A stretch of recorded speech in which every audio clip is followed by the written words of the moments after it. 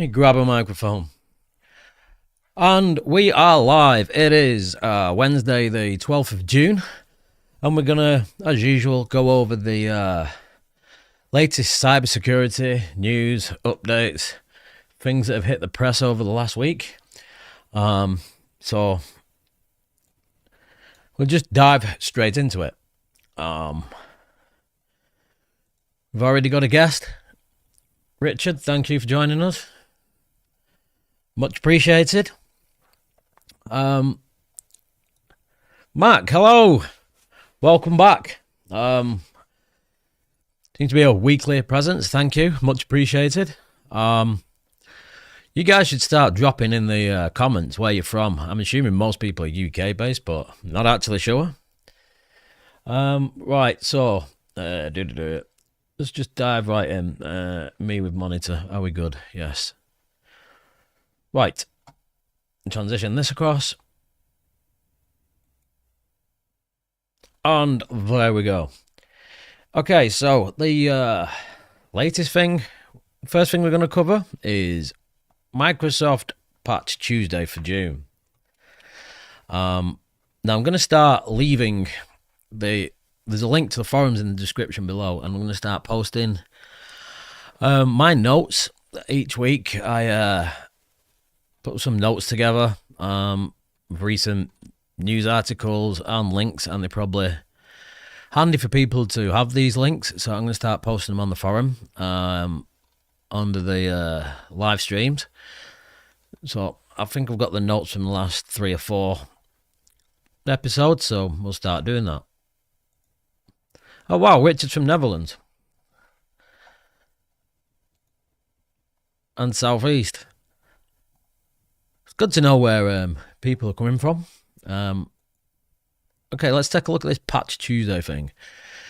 So this is on Bleeping Computer, and Microsoft fixes 51 flaws and 18 RCEs.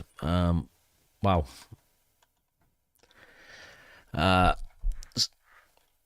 So today being yesterday, was Patch Tuesday, which includes updates 51 flaws and 18 remote code execution flaws, and 1 publicly disclosed 0-day vulnerability. So if you're watching this and you've not patched your Windows devices, you should start doing it. There's a free, it's not sponsored by them or anything like that, no affiliate links, but there's a free Windows patching solution called Action 1. I think it's action1.com. And it's free for up to 1 devices, I believe. Is action1.com? Yeah.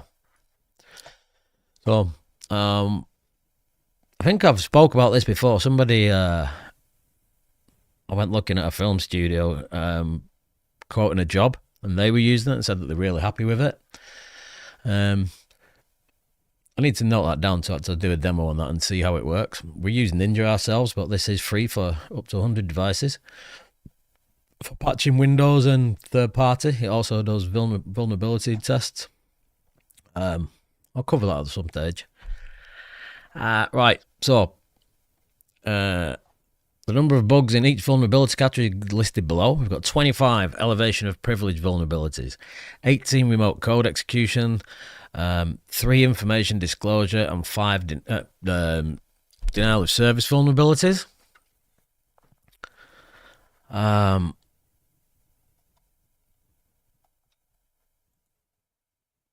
So Richard's saying close to Netherlands, Mac, more or less. So yeah, if you need to, let's just the recent updates.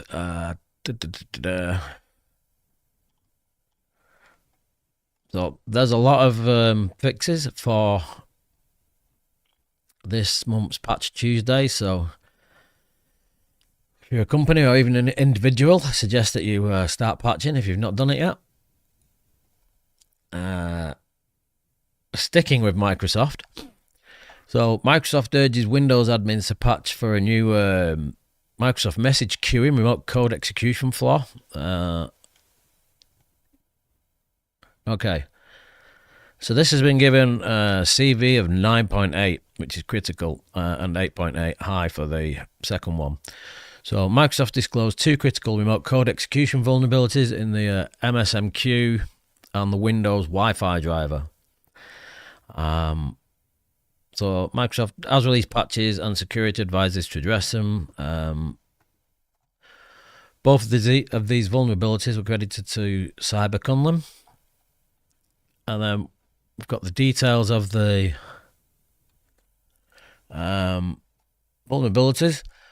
So one's a use after free condition in Microsoft message queuing that can allow an authenticated threat actor to execute remote code on a vulnerable system. However, to exploit this vulnerability, the threat actor must send a specially crafted malicious MSMQ packet to an MSMQ server, which will execute the remote code on the server. Exists in multiple Windows Server platforms and OS, including Windows Server 2008, 2012, 2016, 2022, Windows 10 22H2, 21H2, and Windows 11 21H2, 22H2, and 23H2. And Microsoft has categorized this as critical, so you need to patch. There's a vulnerability in the Wi-Fi driver. Improper input sanitization can allow an unauthenticated threat actor to send malicious network packets to an adjacent system consisting of Wi-Fi network and adapter, resulting in remote code execution. So you need to patch both of these. Again, multiple Windows products, Server 2019, 2022, 2018, 2012. And Windows 10, 22H2, 21H2, and Windows 11, 21H2, 22H2, and 23H2. And so just make sure you're patching Windows.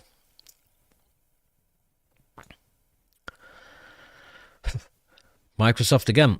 Critical Outlook, 0-click, remote code execution. Floor executes as email is opened. So literally just click on the email and it can execute code.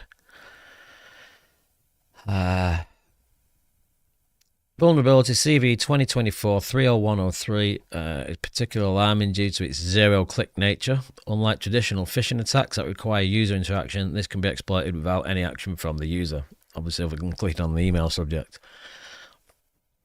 Opening the malicious email alone is enough to compromise the system, making it a powerful weapon for cybercriminals. So if you're using Microsoft Outlook, you need to make sure you're patched against this. So specially crafted emails opened and it triggers a buffer overflow, allowing the attacker to execute code with the same privileges as the user running Outlook. This can lead to a full compromise, data theft, or further propagation of malware within the network. We've got the CV assigned 2024-30103. Which is massive. Most organizations are using Windows and Outlook, especially 365. So Microsoft has acknowledged it and released a security patch. I say all the notes for this will be on the forum, so you can pull these up.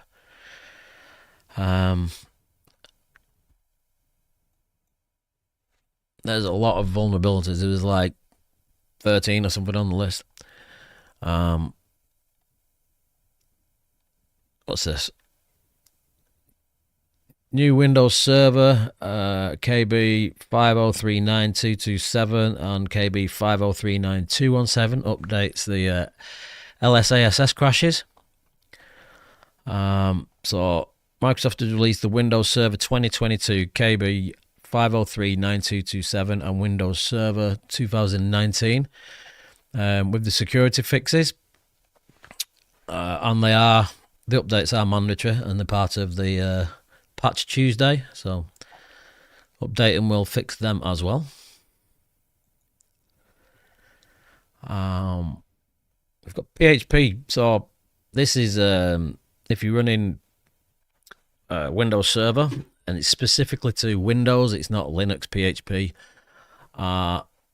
So PHP updates urged over critical vulnerability leading to remote code execution. So if you're running PHP on a Windows machine, you need to patch. So the PHP 8.3.8 updates a potential remote takeover vulnerability. So this was accredited to Orange Sci, a researcher. So this is an unauthenticated attacker to bypass previous protection by specific character sequences. And unfortunately, it can be hard to figure out whether the machine is vulnerable or not. So if you're running a Windows system and you've got PHP installed on the server side, it's obviously serving web pages, you need to update to the latest PHP version, which is 8.3.8. I still see many servers running PHP 5.6 and 7.4, which are all obviously end of life. Other advice is recommend administrators consider moving away from CGI altogether and opting for a more modern solution such as Mod PHP, Fast CGI, or PHP FPM.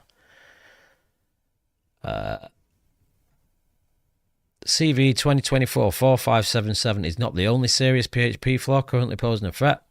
It's also been confirmed that a pair of older PHP vulnerabilities are also being targeted in the wild.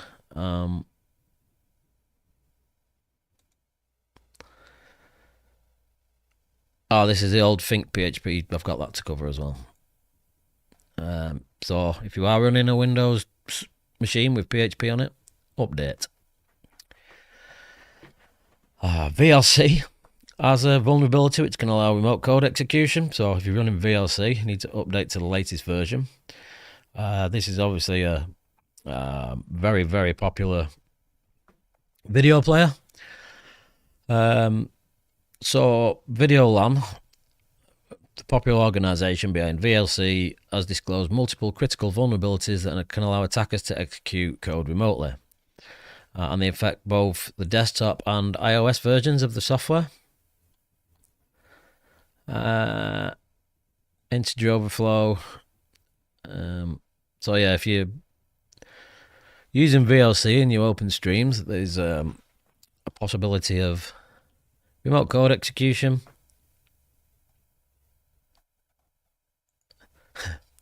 So Richard's saying so much to patch. There's a lot that have occurred over the last week. Workarounds,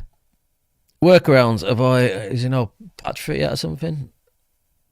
So users are strongly advised to not open MMS streams from untrusted sources or just disable the browser plugins until a patch is applied. So yeah, there's no patch for it yet. Apparently. So if you're running VLC, I'd check that there is a patch available for it. Where's the CV on this?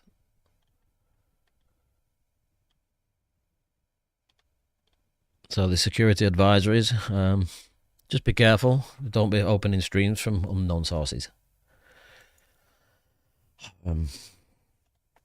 This is a JetBrains, so IntelliJ IDE, which is used by developers and things, exposes GitHub access tokens. So if you're running JetBrains, I think it's most of the products that are affected. This has been fixed and you'll want to update immediately. Not only do you want to update, so JetBrains has warned customers to patch this critical vulnerability. So we've got the CV 2024-37051, and it affects all IntelliJ based IDEs from 2023.1 onwards, where the JetBrains GitHub plugin is enabled and configured used, which will be in most cases of people using it. We use it ourselves, but I've already patched and revoked the tokens. So in particular, malicious content as part of a pull request to a GitHub project would be handled by IntelliJ based IDEs would expose tokens to a third party host. So it's been has released security updates that address this vulnerability on affected IDEs version 20 to 23.1 or later. So they're also saying that you need to revoke GitHub tokens from it because of this. So not just a matter of patching, revoke any GitHub tokens in there. And then the complete list of fixed versions includes Aqua, Sea Lion. Let me mute this phone. Get off. CCTV camera's going off because I'm in the office. Data Grip, Data Spell, GoLand, IntelliJ ID, MPS, PHP Storm, PyCharm, Rider, RubyMine, Rust Rover, and WebStorm. So that's pretty much the whole line of products. So if you have not updated to the latest version, we strongly recommend that you do so. In addition to working on a security fix, JetBrains have contacted GitHub to help minimize the impact due to measures implemented during the mitigation process. The JetBrains GitHub plugin may not function as expected in older versions of the IDEs. So JetBrains has also strongly advised customers who have actively used GitHub pull request functionality in the IDEs to revoke any GitHub tokens used by the vulnerable plugin, as they could provide potential attackers with access to the linked GitHub accounts, even with the added protection of two-factor authentication. So that's huge. I know how popular it is. Update, revoke any GitHub tokens. So Mactask IDE, it's an integrated developer environment. So it's an editor basically for developing in PHP, Java, even HTML with WebStorm. We use it for even they have a PyCharm editor. So it's just a text editor basically with a load of functionality built in to help you auto-complete code and things like that.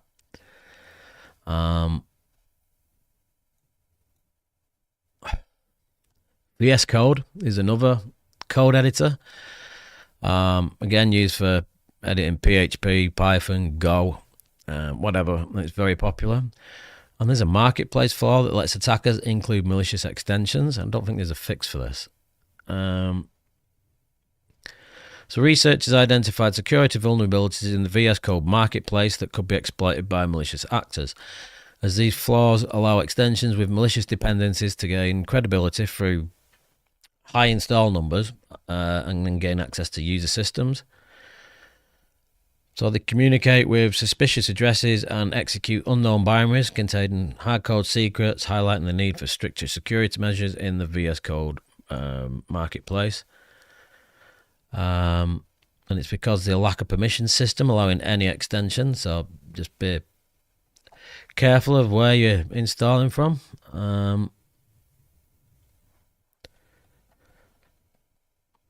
So the extensions obviously have unrestricted access to your machine because of the way that they work. Is there a fix or anything for this?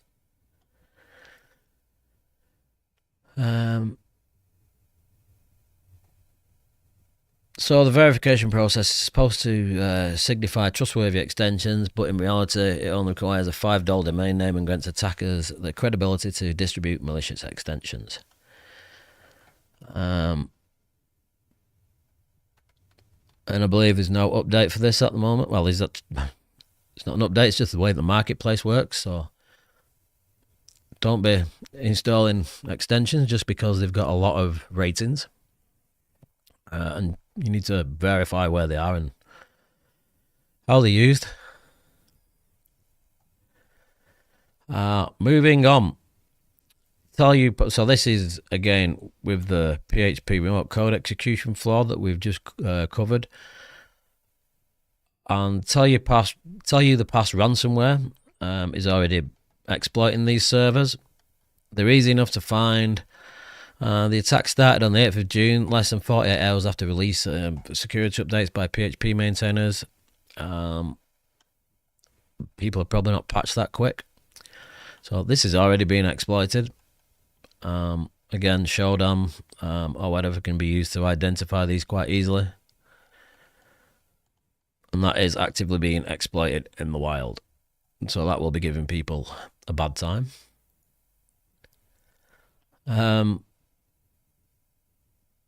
Popular biometric terminal vulnerable to QR code SQL injection.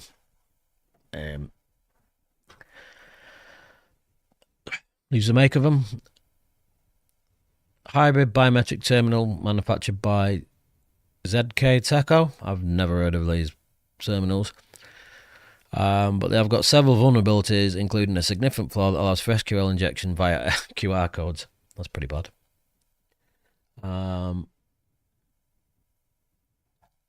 So yeah, ZK Teco. I've got another one on these to cover as well. So this is a terminal.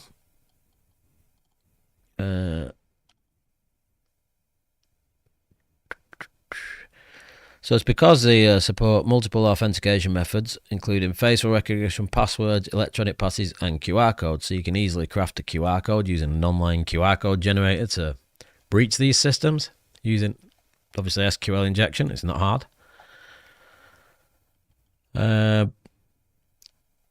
Buffer overflow vulnerabilities due to improper input sanitization.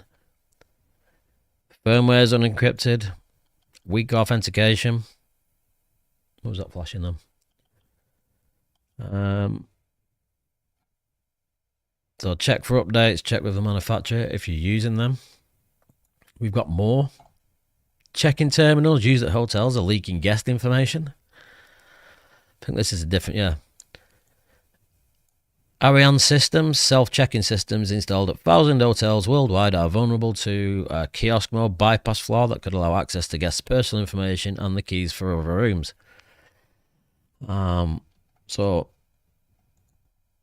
if you're on an hotel and you've got Ariane systems, it's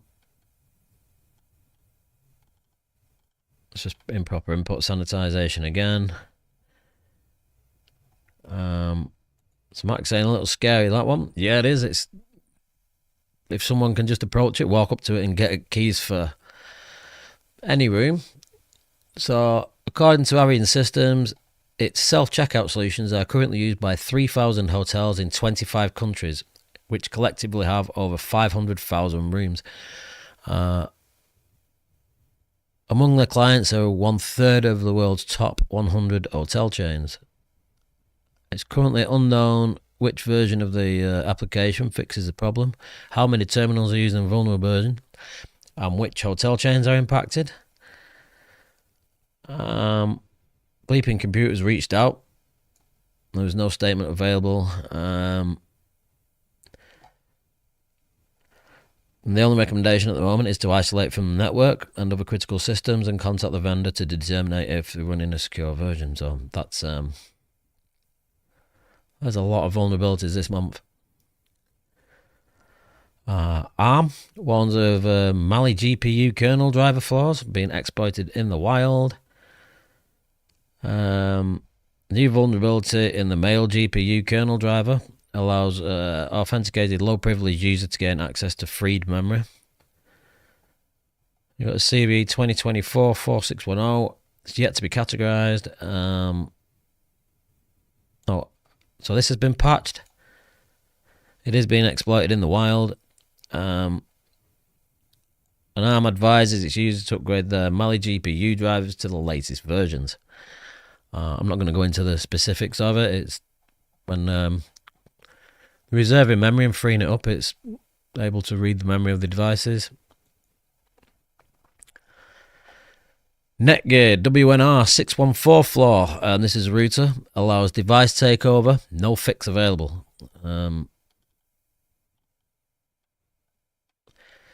So researchers found half a dozen vulnerabilities of varying severity impacting Netgear WNR 614 N300. So it's a cheap, budget-friendly router used by home users and small businesses.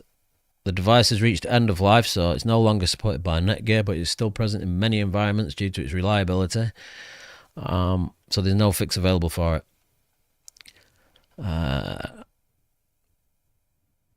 So CVE 2024-36787 allows an attacker to bypass authentication and access the admin interface. Unauthorized access to the router settings. So obviously you can create VPNs, do whatever you need to get access to networks. So unfortunately, if you're using Netgate WNR 614, your only option is to bin it and replace it.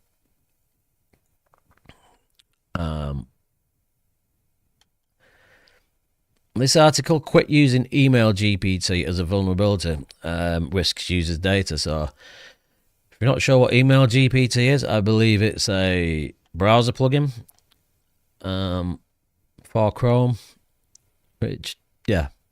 So email GPT is an AI-powered email generating API and browser extension leveraging OpenAI's GPT.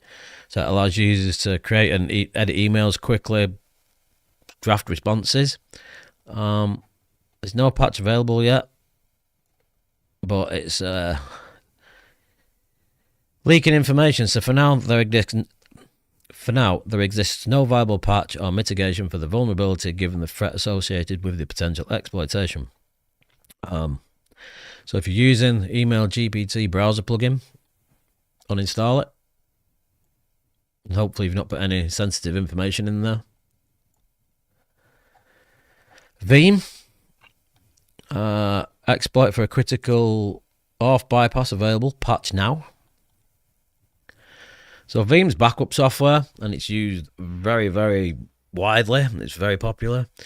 Proof of concept exploit for Veeam, backup enterprise manager, authentication bypass, tracked as CVE 2024-29849, is now publicly available, making it urgent that you patch.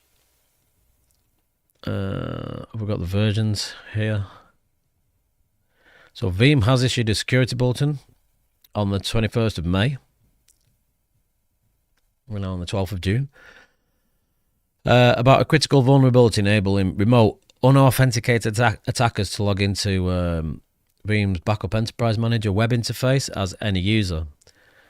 Here we go. So to address the problem, upgrade to Veeam backup enterprise manager 12.1.2.172.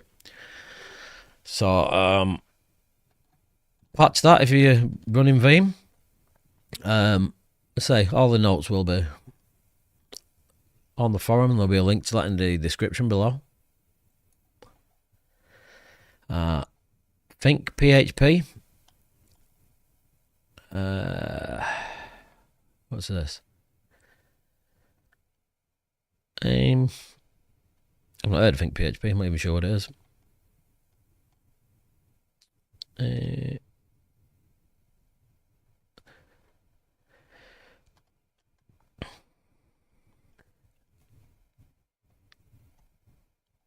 So if you're running Think PHP, it's recommended that you upgrade to the latest version 8.0.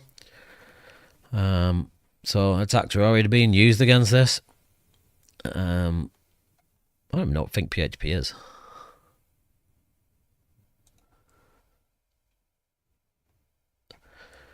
So Redtail Crypto Miner is exploiting Palo Alto Network's firewall 0-day flaw. That's something to do, that's a different thing.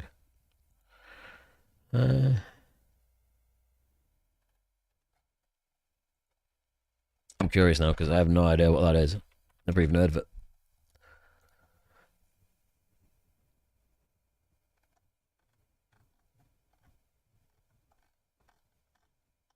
I don't know. If you're running it, patch it. Oh, it's a CMS. Think PHP framework is an open source PHP framework with MVC, so the CMS is being used to exploit PHP vulnerabilities. So if you're running Think PHP, update to the latest version. So it's a CMS similar to like WordPress or something.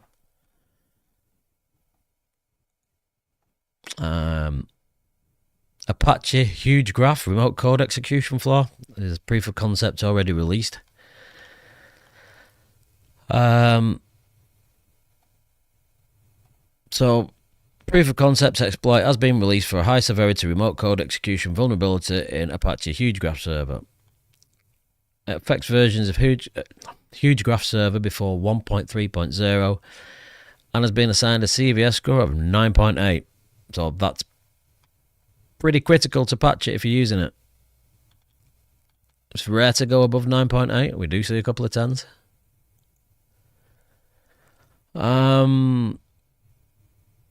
CISA urges admins to review newly released 6 ICS advisories, which is industrial controllers. Rockwell automation control logics, guard logics, and compact logics of CVS of 8.3 in them. We've got the affected products here. Aviva, PI, Web API.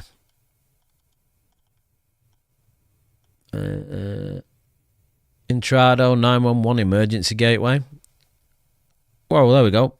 There's one. That's a CVSS score of 10.0. It's about as bad as you can get. Well, it is as bad as you can get. Schneider Electric APC Easy UPS online monitoring software has a vulnerability of 9.8 in it. So if you're using APC products and using their online monitoring software, patch. So that is Windows 10, Windows 11, Windows Server. APC UPSs are uninterruptible power supplies, which are mainly attached to servers and other equipment, so they have a battery backup when something dies. Micro DCOM viewer.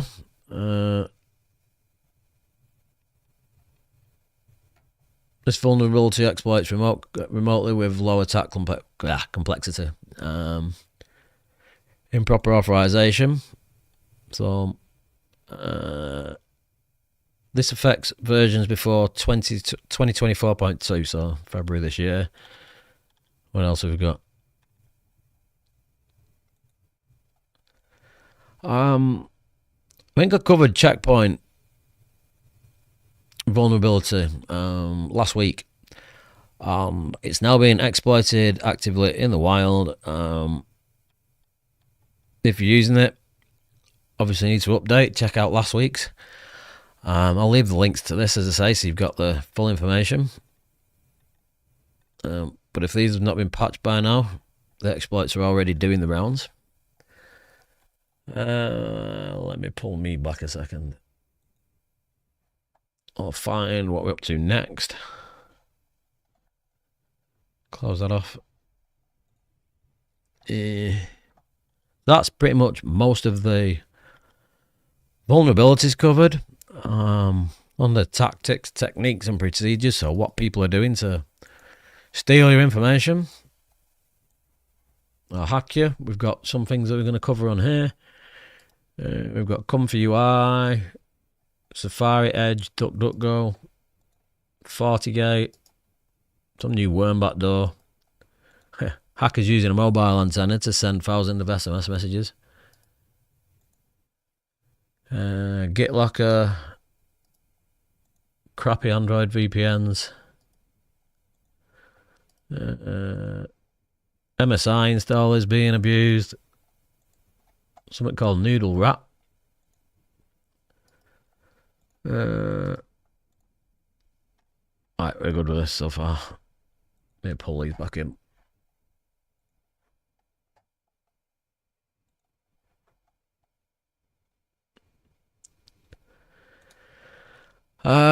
Mac says, I installed fresh RSS instance after you mentioned it a few streams back. I've got a few feeds, might try and follow along if I have the feed.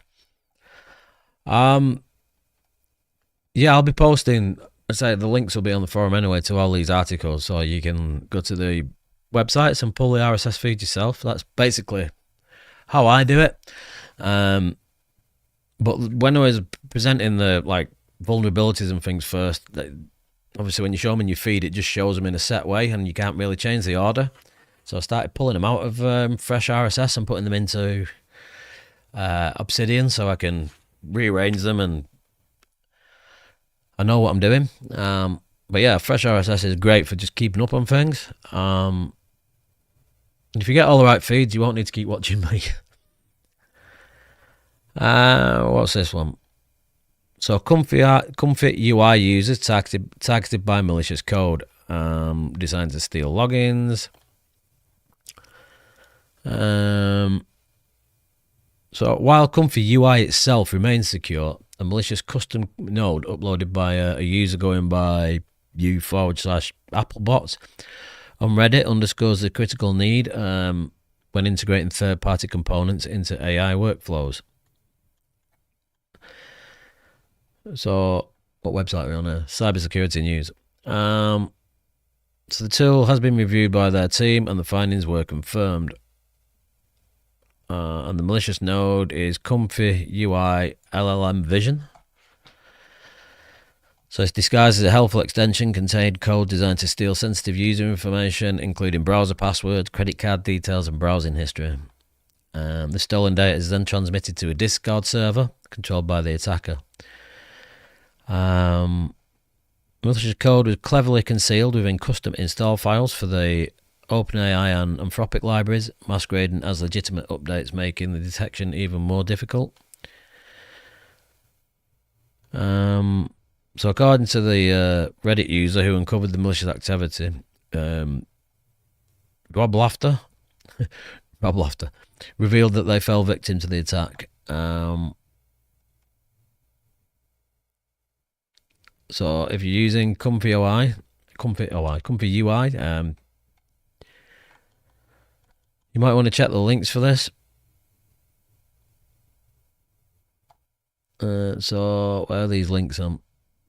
So they're installed by the Python package manager, and these links are not for the real OpenAI and Anthropic Python packages, but to malicious versions uploaded by the same user. I'm not going to go too much into that one. Just be aware if you're using it.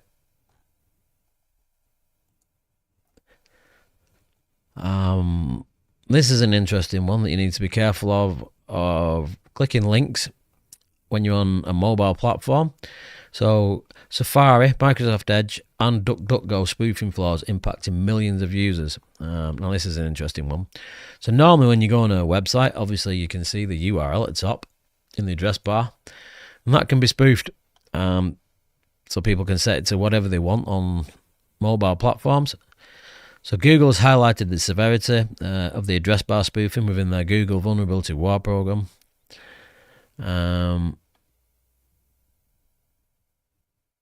So it was responsibly disclosed. However, vendors took longer than expected. Nothing new there. So it was eventually fixed in Apple Safari and Microsoft Edge browsers. So, yeah, what I just said. Imagine you're browsing the internet on a mobile device, thinking that you're on a safe website because the address bar is showing that you're on there, and you're not actually on there. I think there's a screenshot of it somewhere. So there's the issues reported. So this is exactly what I mean. So this is showing Bing.com in the address bar, and it's not Bing. So it's good that they've been fixed. There's a proof of concept out for it, which involves using the set interval function to reload the page Bing.com with no existing port. Bing.com 8080 every 9.8 seconds. So security updates have been released for them. So if you're using them browsers, make sure they're up to date on your mobiles.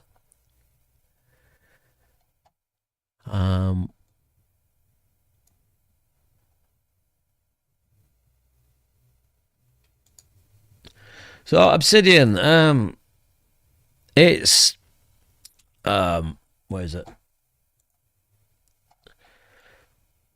So it's an editor as such, but it's Markdown, and all your obviously notes are stored locally.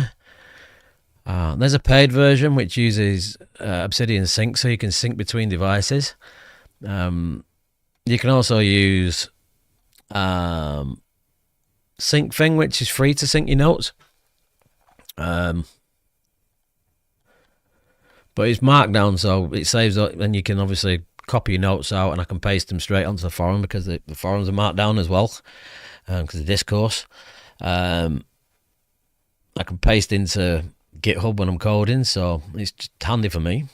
Tom Lawrence mentions one, LogSeek, which is a similar thing, which is completely free, and I think he uses sync thing again to sync between devices.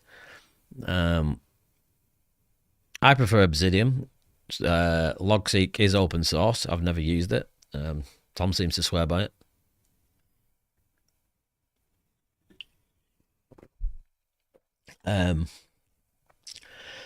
So this was covered either last week, the week before, or every week since I've started doing these. And we've covered FortiGate systems, and now they're actively being exploited. So unpatched systems.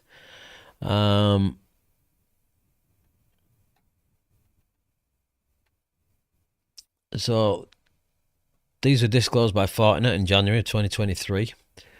And again, people failing to update devices just leave themselves vulnerable to this. Yeah, Obsidian, it's got so it's not just like a text editor. You can use plugins. So I don't know if you've used I'm pulling up a menu up. So on to draw.io. You can use this for creating new diagrams and things. Flowcharts, network software, and you can create.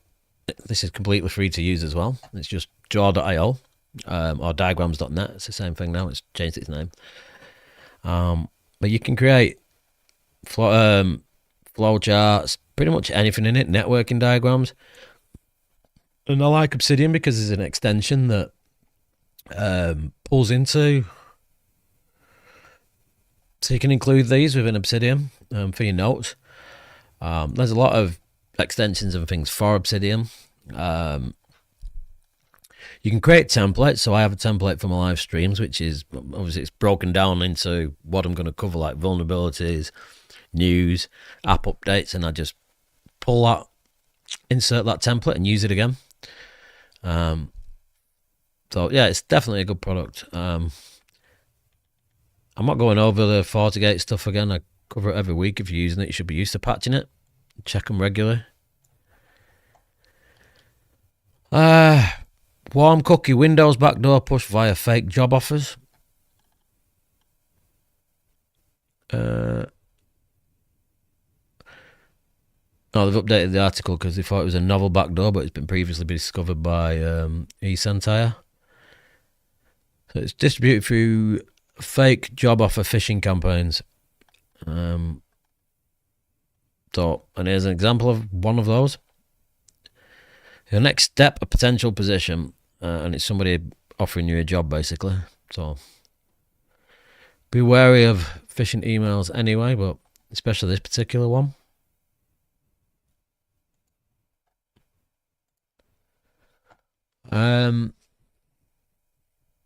This is an interesting one. So hackers used homemade mobile antenna to send thousands of smishing messages, so SMS phishing messages. This is quite a novel idea. So 2 arrests have been made in connection with using a text message blaster, believed to have been used to send thousands of smishing messages, posing as banks and other official organisations.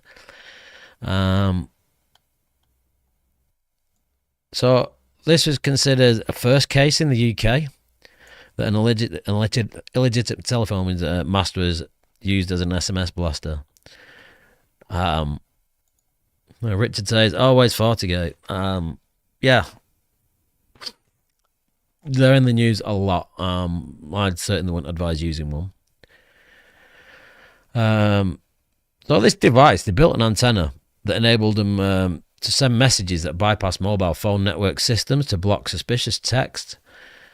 So an arrest was made on the 9th of May in Manchester, followed by a second on the 23rd of May in London. Obviously, I'm based in Manchester, which is kind of why I pulled this up, but just be careful of SMS messages. If you do get a suspicious text, you can report them for free by forwarding them to 7726. Or you can contact Scotland Yard if you've been scammed. Again, details and links will be over on the forums for that. GitLocker attacks on GitHub, notifications to push malicious OAuth apps. This is another phishing attack. So, man in the middle mobile tower. Phone connects to the closest one. I think 3-letter folks use this kind of stuff, LMSI catchers and whatnot. I don't know much about how the cell towers work and things, but it's certainly interesting to see. So these are more phishing attacks, but from threat actors pretending to be GitHub security. Do we have an example? So click in, grab your details, typical phishing attack type of stuff.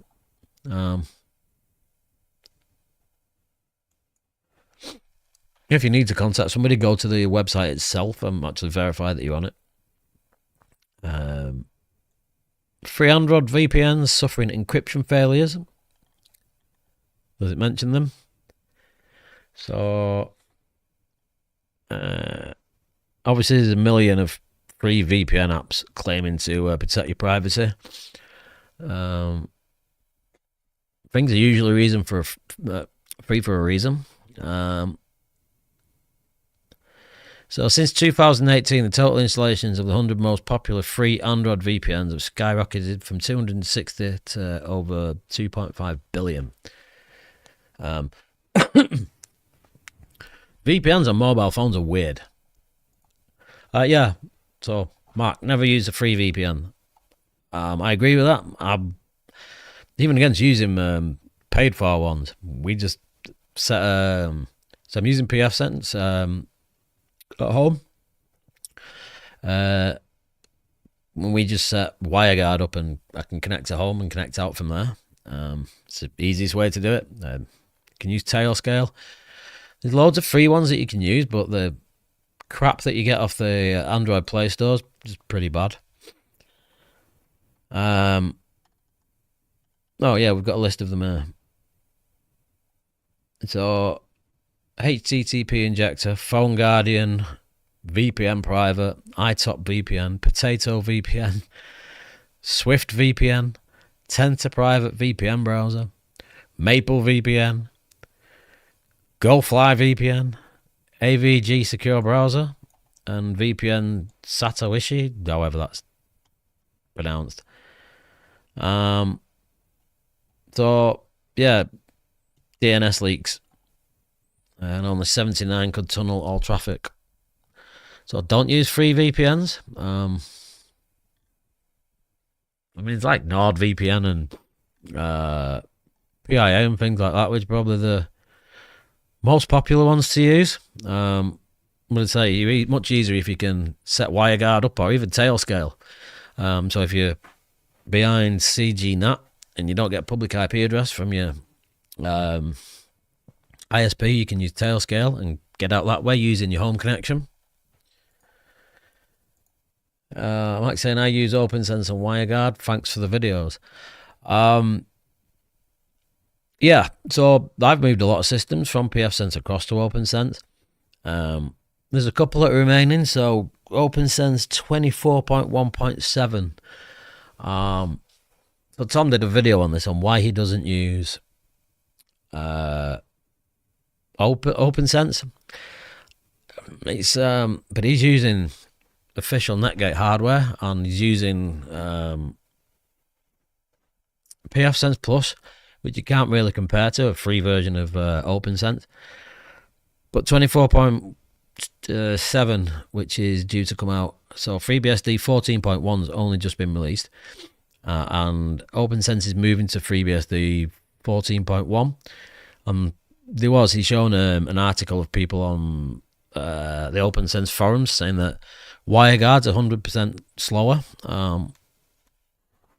So that That's because it's running on FreeBSD 13, and due to the updates in FreeBSD 14, WireGuard is actually faster on FreeBSD 14, so that will be addressed soon. But yeah, OpenSense is a great product. I've been playing with it a lot. In fact, I've just started looking at plugin development for something. So there's something that exists in pfSense that doesn't in OpenSense, and I'm trying to write a plugin for it. So that'll be interesting if I can actually pull that off. Richard saying he uses a microchip router with WireGuard, another great solution. Microchip routers are good. So Max saying he's going to get a proper VPN for different exit and route certain traffic through that. Yeah, so I don't actually use any.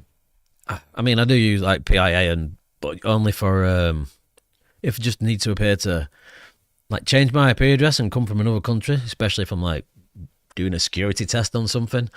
I'll do it for a VPN. But I don't use them for security reasons or anything like that. In fact, you're much better just setting a droplet up on DigitalOcean or Vultr, and installing WireGuard on that and connecting through that on the cheapest tier server that they use. I'll work out what I think I pay £6 a month for that, and I just connect through DigitalOcean for things that need to go. It's much easier than. I know there's no logs on the servers and things, so it's kind of easy to do it that way as opposed to using a paid VPN provider. I know they say they don't collect logs, but yeah, I don't trust anybody that way. So we've got threat actors abusing Google and OneDrive to host malicious scripts. Why have I marked this? Obviously people use OneDrive and right, okay, I see it. So the meat and potatoes of this is the hosting using OneDrive or Google Drive to host files, LNK files. If you don't know what LNK files are, they're shortcut files in Windows. When you create a shortcut, it creates a file that ends in .lnk. So if they can get you to download that link file, they basically you're downloading the shortcut to malicious PowerShell scripts and things. Now, the easiest way to mitigate this is to whoever you email with, if it's Microsoft 365 or if it's Google, just block LNK, and you can drop block files with the LNK extension, because people shouldn't need to send you shortcut links. Block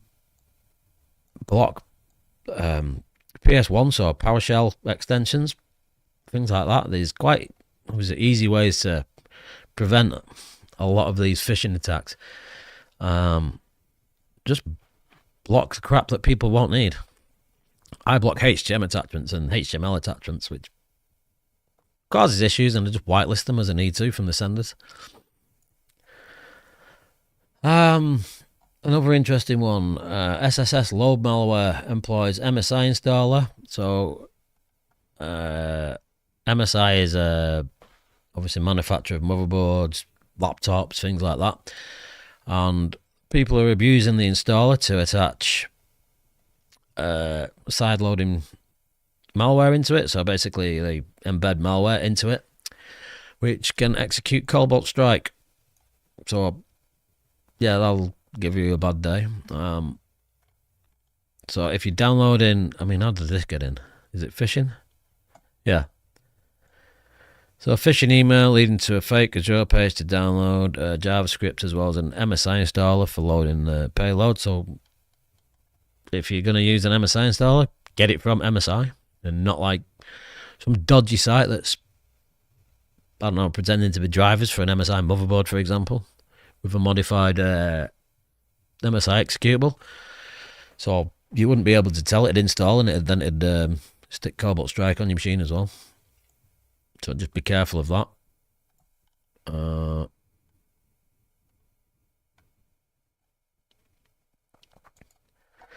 What else have we got? What the hell is Noodle Rat?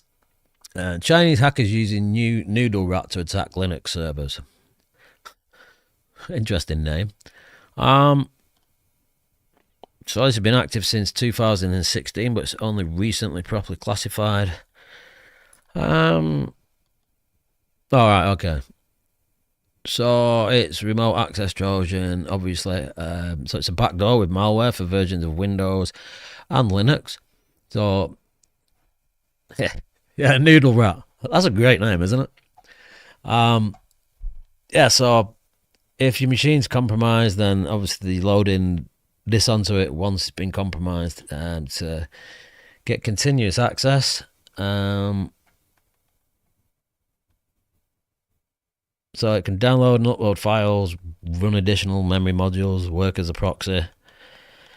The Linux one can create reverse shells, again downloading, uploading, schedule execution, SOX tunneling. So they gain access to your machine and then install this onto it. So various backdoor commands, successfully authorized. Upload a file to a command and control server, list directories, download files from command and control servers, initiate reverse shell sessions. This is why it's just important to make sure you patch. I don't know. How would you get it on via a compromised WordPress site or something? I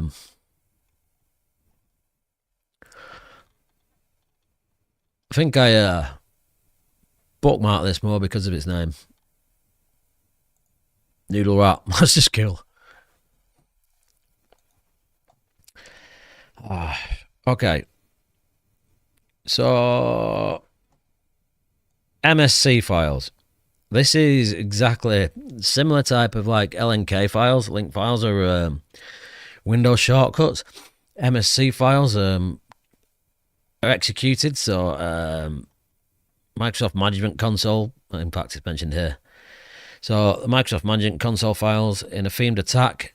So if you download this and run the MSC file, it will evade many security restrictions, resulting in unauthorized access to data and other malicious deeds.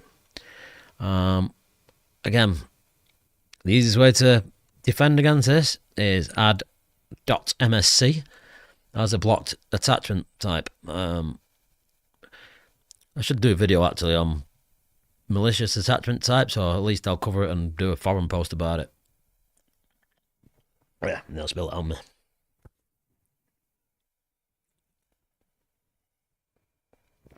So, in fact, I've never seen people using MSC, but yeah, I'm going to run around everywhere and start blocking those attachments, because that's one that I'd actually not thought of. So it's not easily detected, and it's obscurely carried out in multiple stages. So you can see we've got the MSC file, so you click it, which will run, and then that MSC file will execute a PowerShell script, download and execute an MSI file, and then it'll drop and execute sideloading malware. So again, block them from being received by emails. There's absolutely no reason anybody would need to receive an MSC file via email, or very, very rarely. There's an advert, gets me every time this, with any run. I'm going to cover a full series on that, and we might try uploading some of these and see how they work. Again, that's a free thing that you can use for uploading files and things to execute malware and see what happens.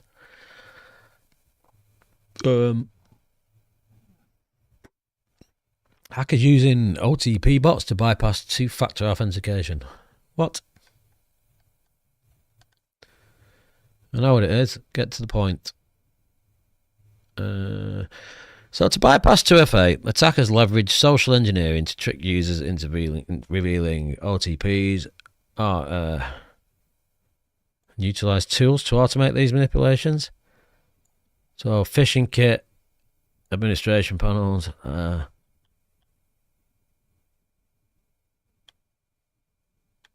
Oh, I see.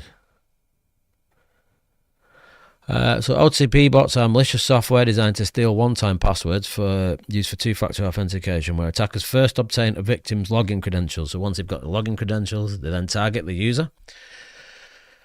To trigger an OTP, and then social engineer them to trigger on an OTP on the victim's phone. Right. So this is one that's for sale on dark web somewhere, I'm assuming. So our bot is a hybrid between OTP bot and 3CX. It's a professional social engineering kit. Molds banks, NFCs, payment services, payment gateways. It can be used for anything pretty much anyway. They're offering 24/7 support, automated payment system, live panel, 12 pre-modes. It's $25 a day, $110 a week, or $285 monthly. So the bot then calls a victim with a social engineering script to trick them into revealing the OTP password over the phone, and then the attacker receives the OTP, and then they can use it to gain access to the account.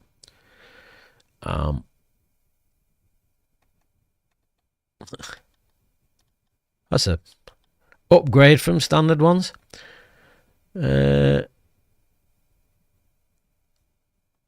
So the attacker can specify the organization's phone number to be displayed on the victim's caller ID, and choose a language.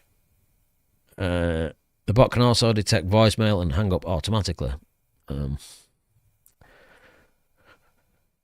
You can use your own scripts to further customize the attack to impersonate specific organizations that are not included in the bot's pre-built options.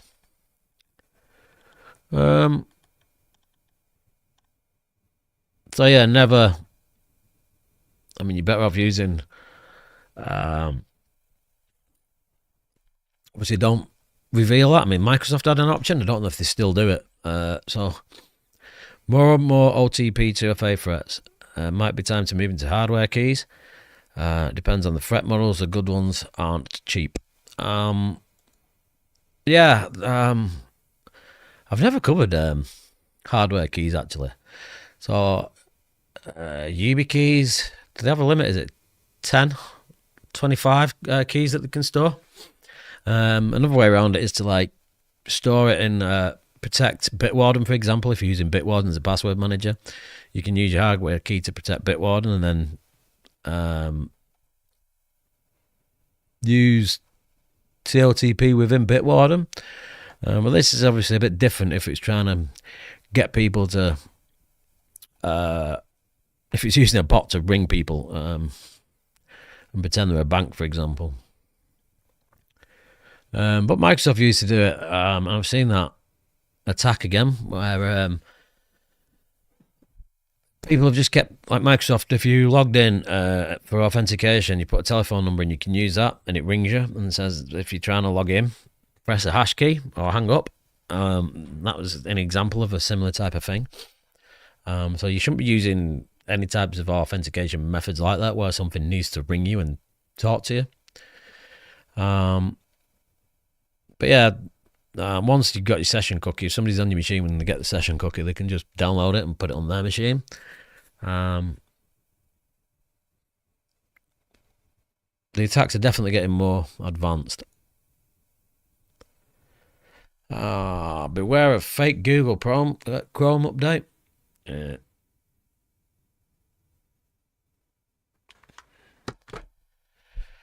So, if you use Google Chrome, you get pop-ups that can appear on websites, and if you accept them,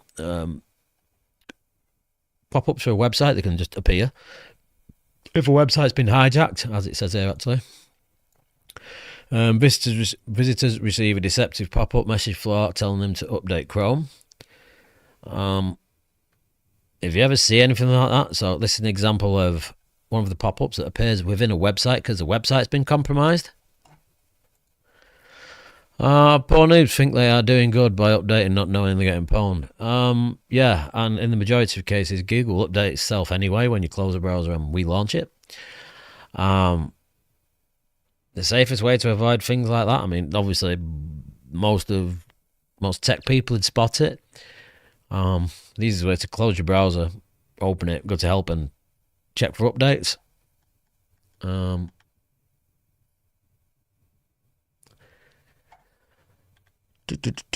So, following URLs have been a part of the campaign.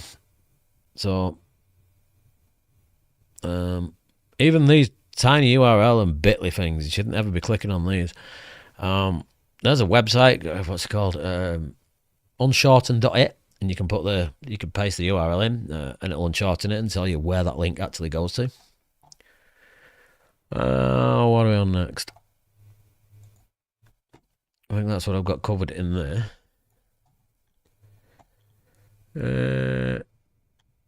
Yeah, let's cover some breaches. Let's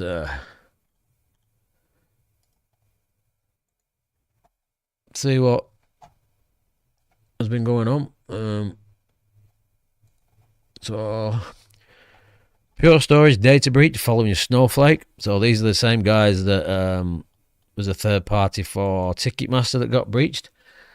So Pure Storage is on it now. What's that one? We've got Silence, 23andMe, Frontier, and Christie's. So Pure Storage has confirmed. Move that over there. Pure Storage has confirmed a third party temporarily gained unauthorized access to a Snowflake data analytics workspace. So it contains telemetry information used by Pure Storage to provide customer support services. The exposed data includes company names, LDAP usernames, email addresses, and the release number. So they've blocked any unauthorized access. It's kind of too late at that stage if they've already got the data. Doesn't say what the impact was or the amount of users exposed, does it? No, just the information. It's out there. Silence confirms data breach linked to a third-party platform. Is this Snowflake again? So, cybersecurity company Silence confirmed data being sold on a hacking forum, stating that it's old data stolen from a third-party platform. Fractor known as Spider is selling this stolen data for $750,000. And this includes a substantial amount of information such as 34 million customer and employee emails and personally identifiable information belonging to Silence customers, partners, and employees. They're saying that the leaked samples appear to be old marketing data.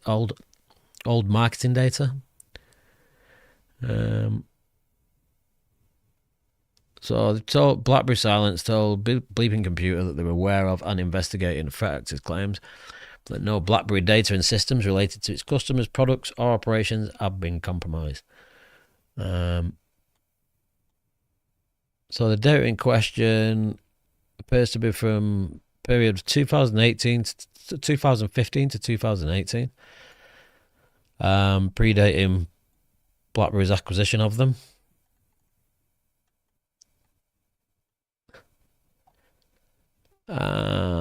Look at that, mention of Snowflake again. So the company's yet to follow up regarding the name of its third party. The same factory is also selling 3 terabytes of data from automotive market, parts provider, Advanced Auto Parts, stolen after breaching the company's Snowflake account. That's just the gift that keeps on giving, isn't it?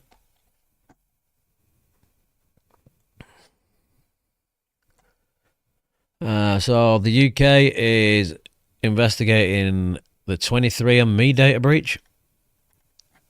And Canada, sorry. So UK and Canada have launched a joint investigation to assess the scope of the breach.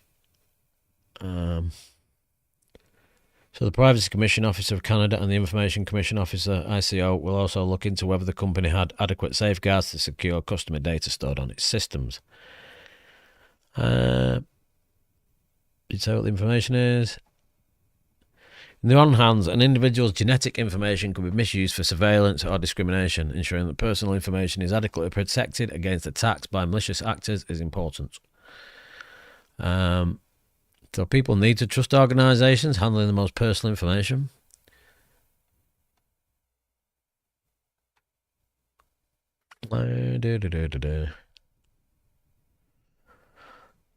So, genetic testing provider 23andMe confirmed that the attackers stole health reports and raw genotype data of affected customers in a 5-month credential stuffing attack.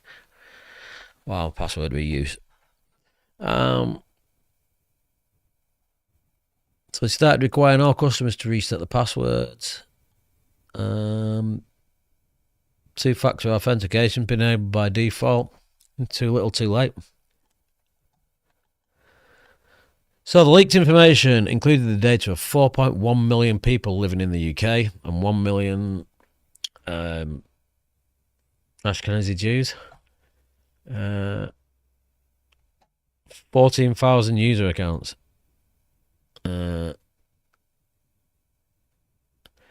Downloaded data for 6.9 million out of 14 million customers after breaching around 14,000 user accounts. Approximately 5.5 million individuals in the UK, DNA and family tree information. Multiple lawsuits have been filed against 23andMe.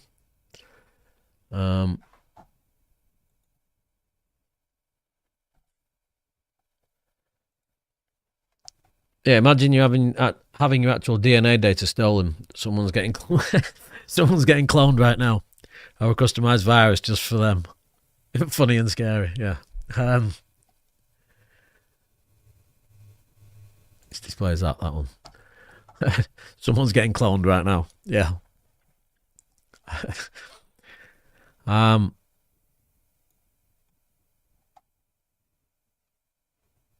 that's terrible. What are we on next? Frontier. 750,000 of a data breach have been informed after the fact. An American company providing gigabit internet by the looks of things. So Frontier Communications is warning 750,000 customers that their information was exposed back in April by Ransom Hub. What we got here? So US communications provider, internet speeds. They operate out of 25 states. They suffered a cyber attack in mid-April, allowing attackers to access personal information stored on its systems. Just nice. Tickle me that. People getting cloned right now.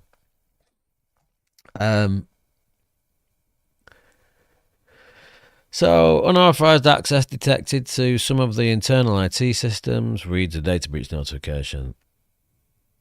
So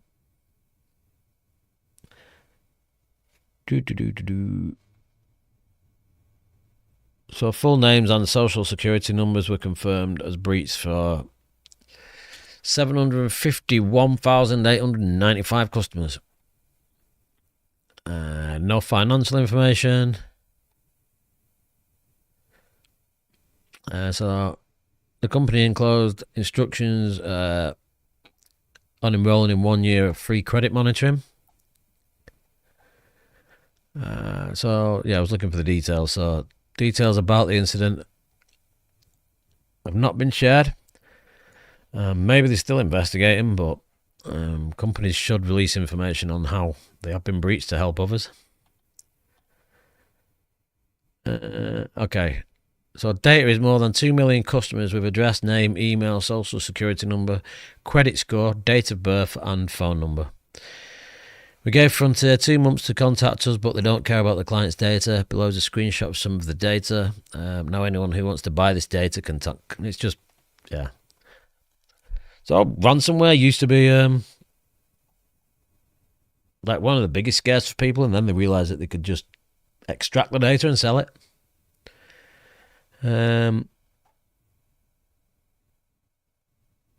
So there's not much more information on that. If you're one of the customers, it's advised to reset your account passwords and monitor bank statements.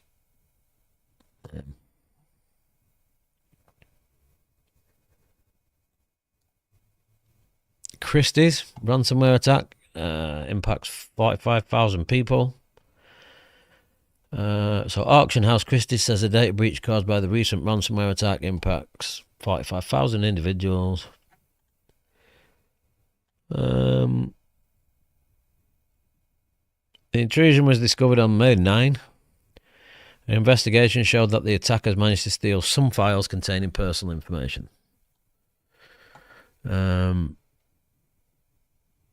So they've not specified what type of data was compromised beside names, driver's license numbers, and non-driver identification card numbers. Again, they're being offered credit monitoring services. There's not much more on that. What else we got?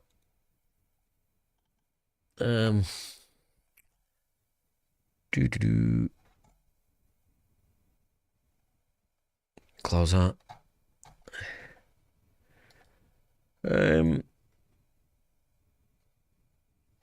Windows 11. These are Windows updates with 37 changes and fixes. We've got Windows 10 updates. Fortinet have acquired another company to... Yeah. Just being careful what I said then. Apple set to launch a new password manager app. Okay, I'll look at that in a second. Is that not iCloud's for? I covered recall in a bit of length in one of these, and now Microsoft has made it opt-in, so it's disabled by default. They've added some extra safety measures. So, what are these? So Microsoft is rolling out an update, so KB 5039212 for Windows 11 23H3.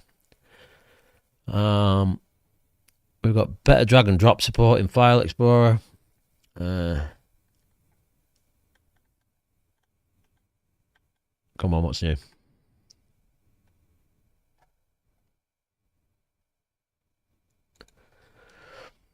So disabled by default. Looks like you and I were not the only ones concerned.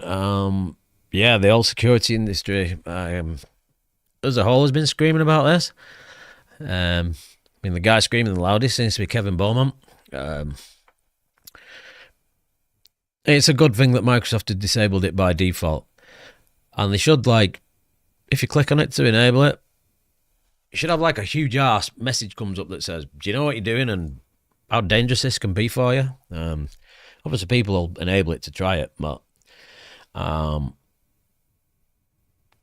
we'll get to that in a minute. I'm not sure what the new restrictions are on it. I've not looked into that much, but if it's obviously if you've got Windows low integrated, it's not just a matter of somebody being able to phish you and enable it using a registry key. So this update adds a feature that stops you from accidentally closing the Windows share window. Clicking outside the window will no longer close it. Man, I wish Bitwarden had fixed that. Like Bitwarden Send. Like a dialogue that pops up in the middle of the screen, so you can like send information, and you can have it so that once a link's been clicked, it disappears, or you can protect it with a password. But if you click outside the dialogue box after you've already typed your information in, yeah, it disappears and you've got to start again. And it's an absolute pain in the arse. Okay, so what else we got?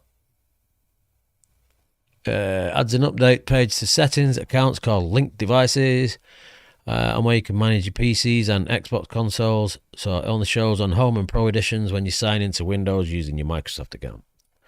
Not something I'm in the habit of doing. This update starts the rollout of a new account manager on the start menu. So when you use Microsoft account to sign into Windows, you'll get a glance at your account benefits. This feature also makes it easy to manage your account settings. Yeah, same with save passwords. You don't click save password and it's gone. Yeah, absolutely. I see you're a Bitwarden user. Do you know how many times I do that? Because obviously if you're manually putting the URL in, and then once you go away from it to copy something, it's gone and you've got to start again. And you have to pop the window, they click pop out window if you're using the browser extension. But yeah, that happens to me a lot as well. Not the only one. We seem to have the same frustrations. You can now create QR codes for web page URLs and cloud files from the Windows Share. Windows will now back up many of your sound settings. Okay.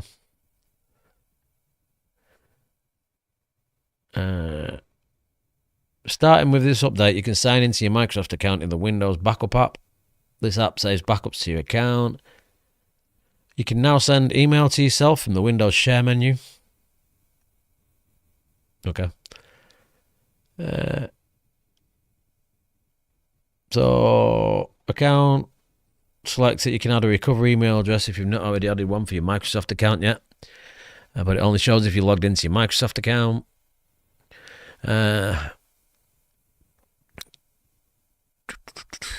We've got addresses, handwriting panels and touch keyboards that do not appear when you use a pen.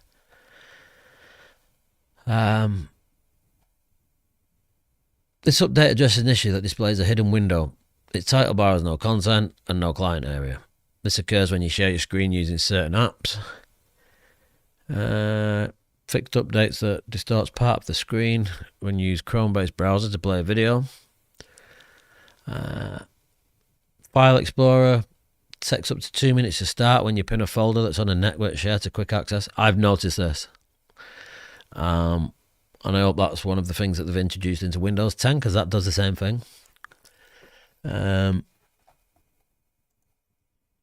So I heard they're closing the workaround to set up Windows with a local account.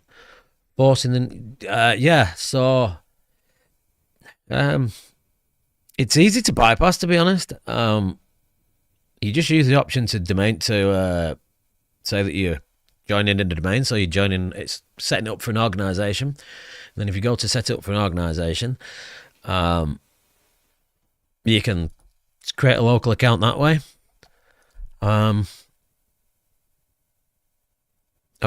cover that if it comes to it, but I've not had that issue yet. It's easy to get around. There's a few ways to do it. But yeah, join it. Just say you're joining an organization, and you can it just allows you to create a local account then, so you can join the domain. That's literally the easiest way to do it. What have we got here? So here's a Windows 10 one.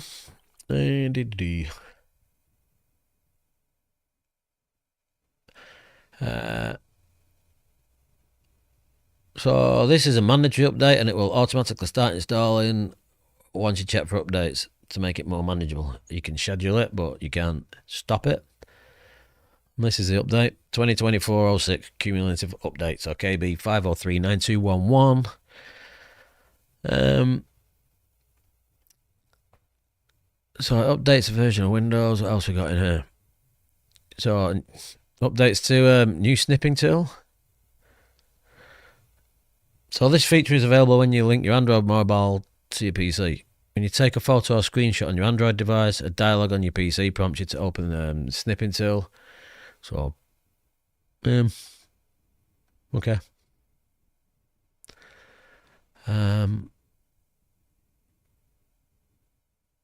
So you need to turn this on. You need to go to Settings, Mobile Devices, and choose to allow your PC to access your mobile device. And then select Manage Devices. Your PC will get a cross-device experience, host update in Microsoft Store, and you'll need this for the feature to work, and then you can add the device to add your Android phone. What else we got? So same update again, where hidden windows being shown when you're trying to share your screen. This update addresses an issue that affects the share button on USB controllers. It might not work with Game Bar. So this update, that's the one that we covered before. So that fixes the LSAS crashing.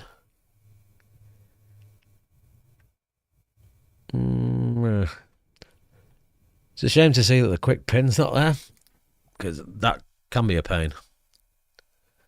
So both features coming to Windows 11 and Windows 10.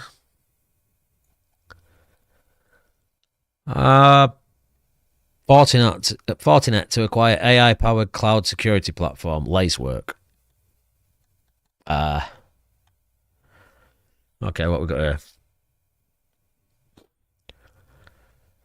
This move aims to enhance Fortinet's already comprehensive cybersecurity platform. Maybe it'll help them fix the routers.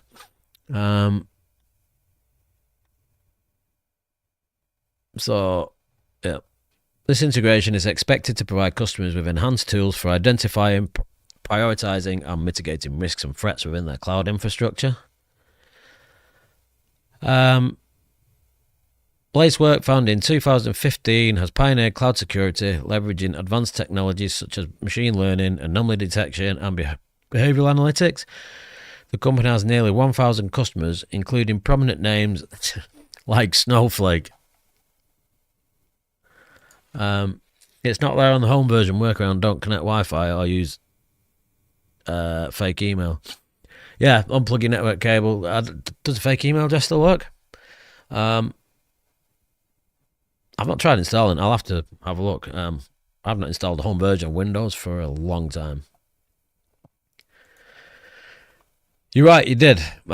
Say AI will be playing a big part in security a few streams back. Funny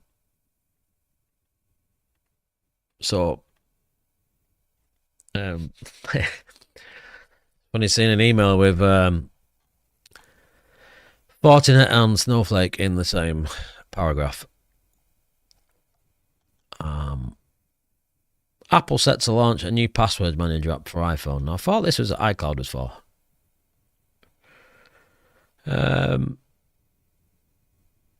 Apple has decided to roll out its very own password manager for users. The Passwords app Apple plans to unveil at this year's Apple Worldwide Developers Conference.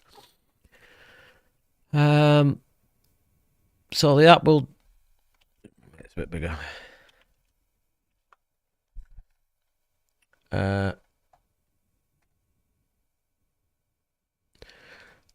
So the app will serve as a dedicated password manager powered by Apple's iCloud keychain.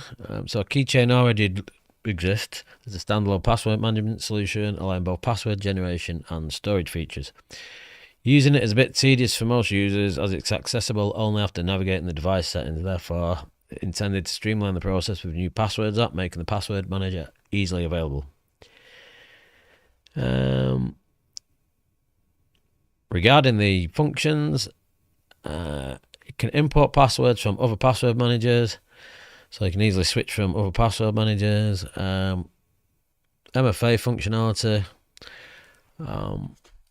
I'll still stick with Bitwarden, thank you very much. But they're trying to give competition to the big players of the password management realm, like LastPass and others. I'm not looking to get rid of Bitwarden anytime soon. I don't really use Apple devices either, to be honest. So, here we go. Windows recall. So it's now opt-in, and it secures data with Windows Hello. Now this is still interesting because there's a tool on GitHub that's been proved. And again, Kevin Beaumont, I think, mentioned it and tested it to steal the data that's collected by recall. So massive customer pushback. That's An understatement to say the least. So it's for Copilot Copilot Plus PCs. Microsoft says it will update the feature to be more secure and require customers to opt in to enable it. So they'll also require users to prove that they're in front of the computer via Windows Hello to enable and use recall. Okay, that's a good start, I suppose. I still wouldn't enable it.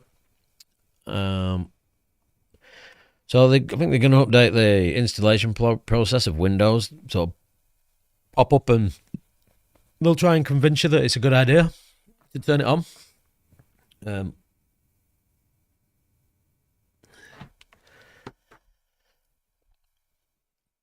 So we're updating the setup experience of Copilot Plus PCs to give people a clearer choice to opt into saving snapshots using recall.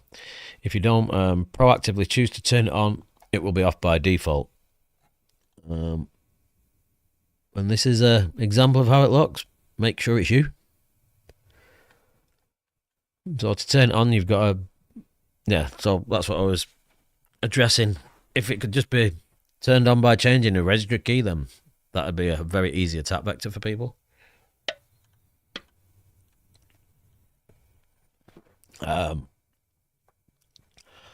So we've got decryption protection by Windows Hello enhanced sign-in security. So it only allows them to access the data after authenticating.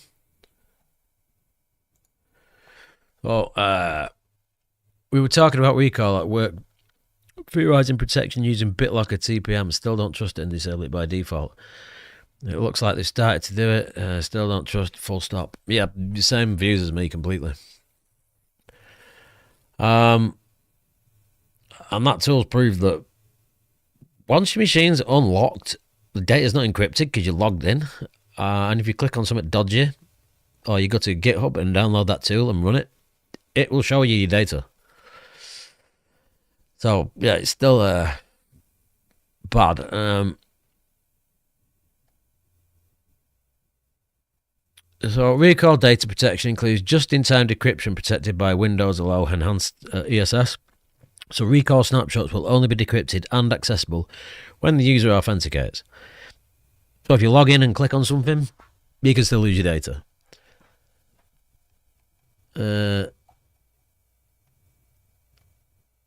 So obviously this is the advertising screen for it, which is presented to you during the out-of-box experience. So when you're installing Windows, I still wouldn't advise enabling it.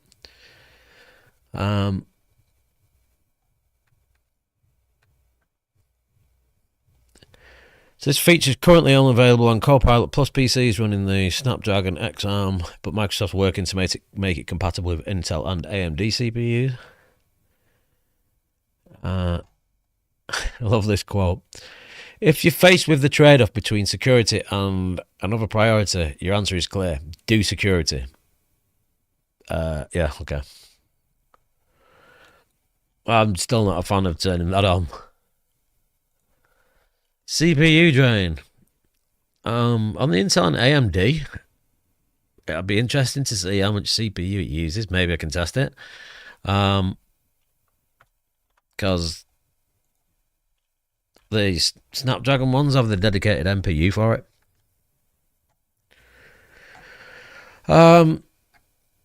Okay, so Saab's block list is being closed by its own approved point. So this is if you run a mail server, you could use the spam block list provided by Saab. It's been a very popular solution. So Saab's provided free access to a DNS-based blocking list, so DNSBL, that lists over 12 million host servers known to disseminate spam, phishing attacks, and other email nasties. The service states that it lists typically includes email servers suspected of sending or relaying spam, servers that have been hacked and hijacked, and those with Trojan infestations. And over 200,000 organizations use it. The service is over 20 years old, and it was created by Michael Sullivan, who oversaw it as a Proofpoint employee working from Australia. The Register inquired about reasons for the service end, and Proofpoint sent the following statement. The decision to sunset a product is never easy. The decision to sunset a product is never an easy one and was made after thorough consideration of various factors impacting the service sustainability.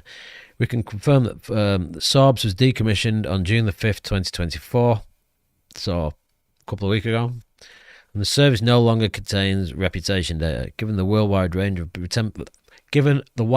potential replacement solutions in the market, Proofpoint cannot make recommendations nor endorsements on any specific replacement product.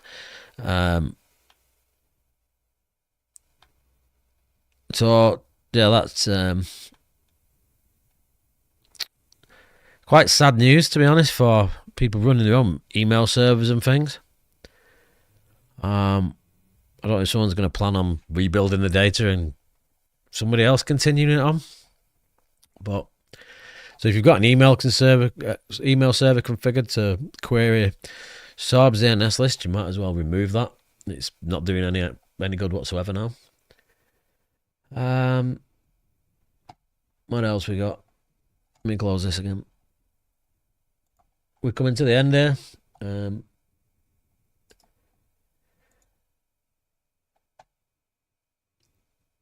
So Firefox 127 has been released. Google Chrome 126 has been released. We've got a new release of Kali Linux 2024.2 with some new hacking tools.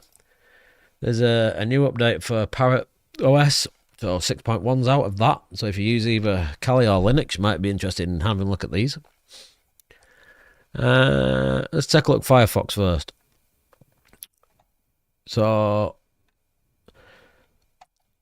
Firefox 127 addressing 15 security vulnerabilities. Some have been rated as high.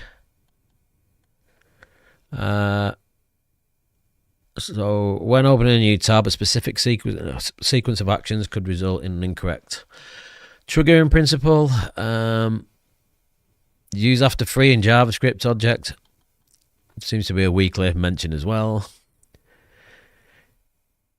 User confusion on possible phishing vector via Firefox screenshots. A website could overlay the My Shots button that appears when a user takes a screenshot, directing them to a replica Firefox screenshots page, potentially used for phishing. External protocol handlers. Sandboxed iframes bypassing sandbox restrictions. So obviously you want to update Firefox.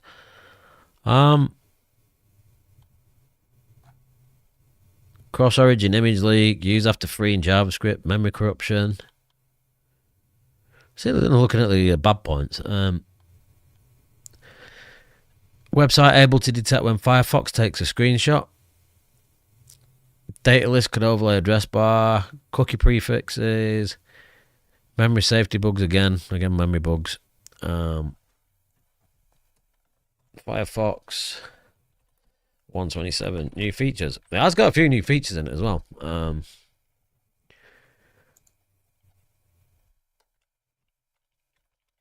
Let's see if I can see the features in it.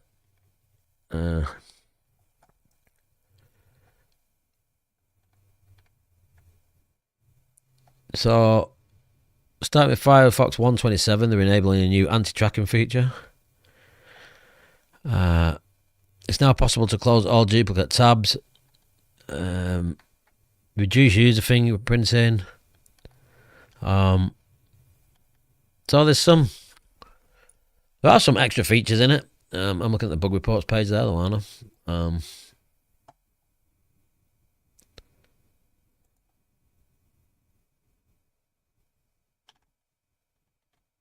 What's this?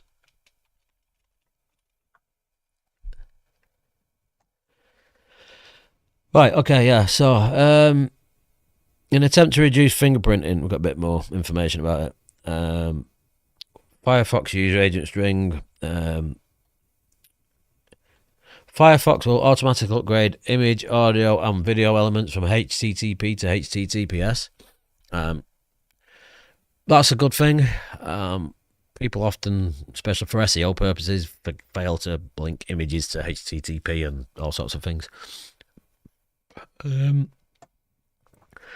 Got new support for set JavaScript methods for creating unions and intersection of two sets. It enables a navigator clipboard read-write function, which implements paste context menu for users to confirm when attempting to read clipboard content that isn't originated from the same web page. So yeah, some good reasons to update.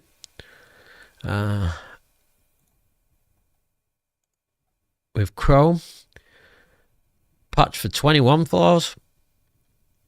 Type confusion in V8 JavaScript engine.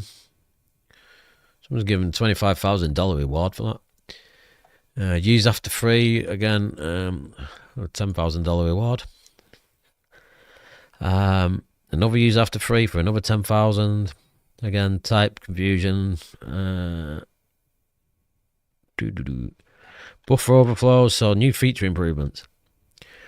Cross document view transitions. Allows for smooth transitions between different documents of the same origin, enhancing the user experience without requiring a single page application architecture. Out of process iframes. So this new architecture simplifies adding a new features to the PDF viewer and improves performance. Memory saver. They're claiming that they're going to reduce the memory. So administrators can now configure how aggressive the memory saver feature deactivates unused tabs to free up memory. Reactive prefetch on the desktop. Enterprise and developer features. We've got app-bound encryption for cookies. So enhance cookie security by binding the encryption key to Chrome's application identity. Chrome extension telemetry integration with Chronicle. So it collects and analyzes telemetry data to provide insights on risky activities. So page embedded permission control introduces a new HTML element to improve user experience of permission prompts. So if you're using Firefox or Chrome, go ahead and grab the latest version. So normally you say when you close a browser and you open it, it does update, but sometimes they stagger them out, so if you manually check for updates. What we got here? So GB hackers on security. Kali Linux 2024.2. We've got some new hacking tools.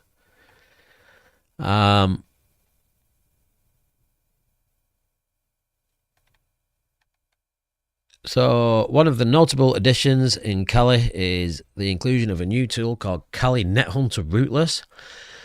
So this tool allows users to run Kali NetHunter on devices without requiring root access. So if you want to install Kali on your machine using NetHunter, it's a lot easier now. It's on GNOME 46, so the latest version of GNOME with more polished user experience, apparently. I'm not a user of GNOME, so. New hacking tools. Auto Recon, network recon tool, coerce Windows Server authentication. Installed Kali just before this version came out. I've not tried updating mine to the latest version yet, to be honest. I've only seen this today. Search and download exploits. We've got Getsploit, Go Witness, web screenshots with Chrome headless, optimized radio scanning in Host, Ligalo NG, advanced tunneling, pivoting tool, MITM6, so exploit for IPv4 and IPv6, NetExec, automate network security assessment, PSpy, monitor Linux processes without root, Pi installer, so package Python manager thing, Pi extractor, Pi installer extractor, Sharpshooter payload generation framework, Sickle, payload development tool, Snort, intrusion detection, exploit scan so you can search for CVF info, Vapono runs apps through VPN tunnels, and Wayback Pi access Wayback Machine API with Python. Can you pass through Wi-Fi adapter running Kali and VBox?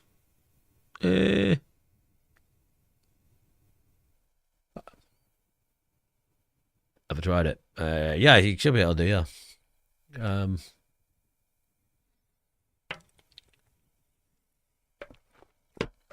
Yeah, you will be able to do, because I had a dedicated laptop for it, and I now run it on.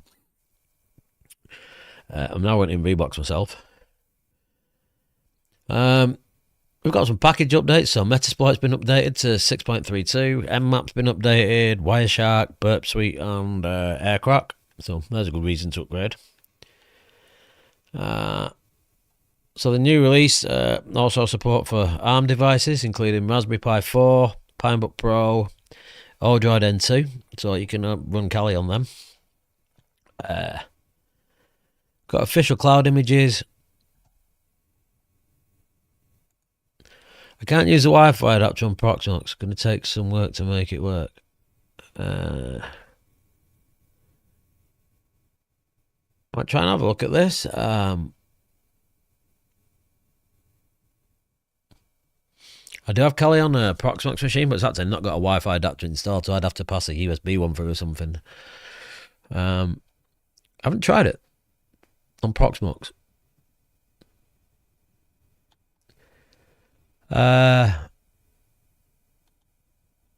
We've got the update command, so obviously the sudo apt update, apt full upgrade, -y. So Parrot's been updated as well. I like Parrot. I stopped using it and went back to Kali because it kept crashing on me a lot. Maybe it's been fixed. I've not used it for a couple of years, but I used to prefer it. Black Arch is a good one as well, but it can be a bit bloated. I think the full Black Arch version is something like 22 gig. That's just a ridiculous version to try and download and install. But the 5 gig download's quite good to use, and I prefer using that. So again, so Metasploit frameworks of 6.46, so it's got new exploits and improved tools. Nmap patch to fix errors in its MS-SQL scanning LUA script. Burp Suite's been upgraded to 2024.2.1.3, which resolves Java version inconsistencies on some machines. I'm glad they fixed that because I have experienced that myself. Tried Armitage GUI for Metasploit. Looks interesting. I haven't. I haven't heard of it.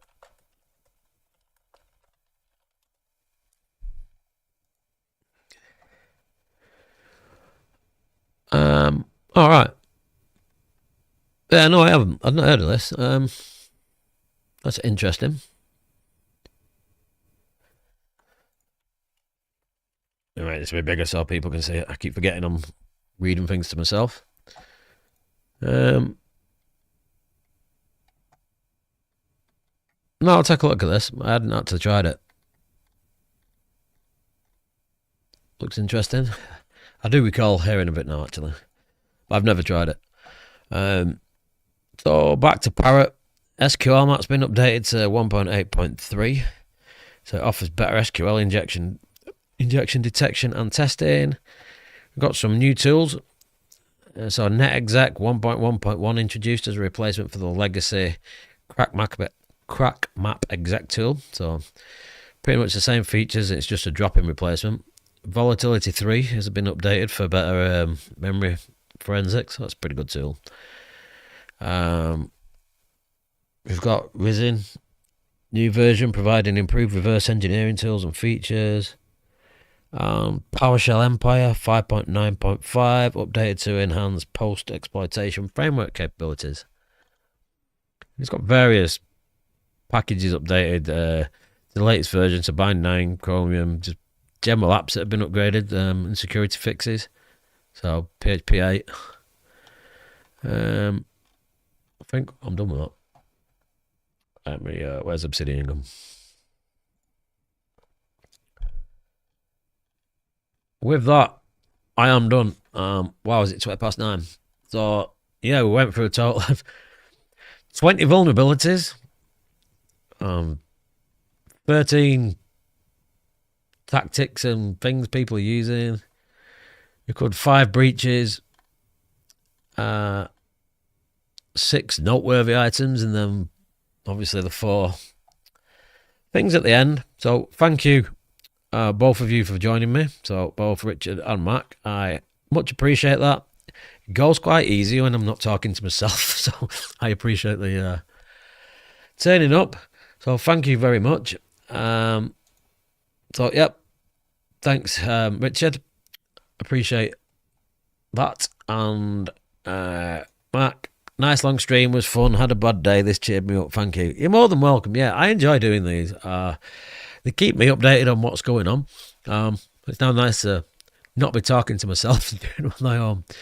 So thank you very much to both of you. I will be back again as usual next Wednesday, same time, 7:30 p.m. GMT. So hopefully I'll see you then. Thank you very much.